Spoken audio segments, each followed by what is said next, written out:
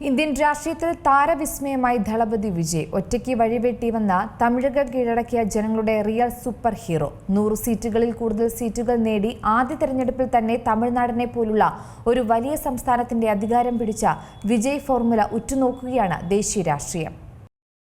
കഴിഞ്ഞ ദിവസം തിരഞ്ഞെടുപ്പ് ഫലം വന്നപ്പോൾ രാജ്യത്തെ ശരിക്കും ഞെട്ടിച്ചത് തമിഴ് സൂപ്പർ താരം ദളപതി വിജയും അദ്ദേഹത്തിന്റെ പാർട്ടിയായ TVKയുമാണ്. കേരളമായാലും പശ്ചിമ ബംഗാളായാലും പരമ്പരാഗത രാഷ്ട്രീയ പാർട്ടികളാണ് കളത്തിൽ ഏറ്റുമുട്ടിയതെങ്കിൽ ഒറ്റയ്ക്ക് നിന്ന് ആരുടെയും സഹായമില്ലാതെ തമിഴകത്തെ ദ്രാവിഡ ഭരണത്തിന് അറുതി വരുത്തിയിരിക്കുകയാണ് വിജയുടെ TVK. ദ്രാവിഡ പാർട്ടികളുടെ നിലനിൽപ്പ് തന്നെ അപകടത്തിലായിരിക്കുന്ന രാഷ്ട്രീയ സാഹചര്യം തമിഴകത്ത് ഇപ്പോൾ സൃഷ്ടിച്ചിരിക്കുന്നു. തമിഴ്നാട്ടിൽ ഇനി വിജയുടെ യുഗം തന്നെയാണ്. 15ഉം 25ഉം പാർട്ടികളെ ഒപ്പം കൂട്ടി മത്സരിച്ചിട്ട് പോലും ദ്രാവിഡ പാർട്ടികൾക്ക് അടിതെറ്റിയെങ്കിൽ അത് അവിടുത്തെ ജനങ്ങൾ കൊടുത്ത ഒന്നാന്തരം പ്രഹരം കൂടിയാണ്. പാർട്ടി രൂപീകരിച്ച് കേവലം 2 വർഷം കൊണ്ടാണ് ഇത്തരത്തിലൊരു അട്ടിമറി വിജയം വിജയ് നേടിയെടുത്തിരിക്കുന്നത്. കൃത്യമായ പ്ലാനിങ്ങോടുകൂടി അദ്ദേഹം രാഷ്ട്രീയ പ്രവേശനം നടത്തി. 200 കോടി രൂപ ഒരു സിനിമയ്ക്ക് പ്രതിഫലം വാങ്ങിയിരുന്ന വിജയ് ആ പണം ഇനി തനിക്ക് വേണ്ട എന്ന് തീരുമാനിച്ചപ്പോൾ തന്നെ അഴിമതി വിരുദ്ധ ഭരണം തമിഴ്നാട്ടിൽ ഇനി ഉണ്ടാകുമെന്ന് തമിഴ് ജനതയും സ്വപ്നം കണ്ടു. 234 അംഗ തമിഴ്നാട് നിയമസഭയിൽ TVK ഇതിനോടകം തന്നെ 100-ലധികം സീറ്റുകൾ നേടിയെടുത്ത് കേവല ഭൂരിപക്ഷത്തിന് ആവശ്യമായ ഏതാനും സീറ്റുകളിലേക്ക് കൂടി കടക്കുന്നു. DMK മുന്നണിയിലെയും അണ്ണാ DMK മുന്നണിയിലെയും ചെറു പാർട്ടികൾ പിന്തുണച്ചാൽ നിഷ്പ്രയാസം തന്നെ TVKയ്ക്ക് തമിഴ്നാട് ഭരിക്കാനായി കഴിയും. ഇപ്പോൾ തന്നെ ചെറു പാർട്ടികൾ TVKയെ പിന്തുണയ്ക്കാൻ തയ്യാറായി രംഗത്ത് വന്നു കഴിഞ്ഞിരിക്കുന്നു. കരൂർ ദുരന്തം DMK സൃഷ്ടിച്ചതെന്നാണ് TVK നേതൃത്വം ആരോപിച്ചത്. ജനനായകൻ സിനിമ തടയപ്പെട്ട സംഭവവും തിരഞ്ഞെടുപ്പ് പ്രചരണത്തിന് ദളപതിക്ക് നിയന്ത്രണം ഏർപ്പെടുത്തിയതും ഒക്കെ തന്നെ വോട്ടർമാരെ വലിയ തോതിൽ തന്നെയാണ് ദളപതിയോട് വിജയോട് അടുപ്പിച്ചിരിക്കുന്നത്. ഇത് തന്നെയാണ് യഥാർത്ഥത്തിൽ ഭരണവിരുദ്ധ വികാരമായി സുനാമിയായി ഇപ്പോൾ